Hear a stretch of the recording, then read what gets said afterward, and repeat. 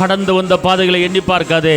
பழையவைகள் ஒளிந்து போயின, எல்லாம் புதிதாயின, எல்லாம் புதிதாயின.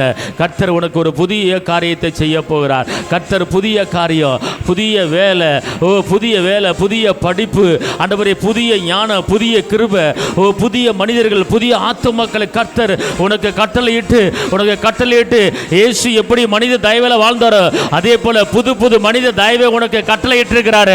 புது புது மனித தயவை கட்டளையிடுகிறாரு. இந்த மாதத்தில் புதிய மனிதனுடைய தயவு உன்னை தேடி வருகிறது. மனித இதயத்தில் உனக்கு தயவு தேடுகிறது. கர்த்தர் இதயத்தை மாற்றி அமைக்கிறாரு. கர்த்தர் இதயத்தை மாற்றி அமைக்கிறாரு. எல்லா இதயம் உனக்காக திறக்கப்படுகிறது.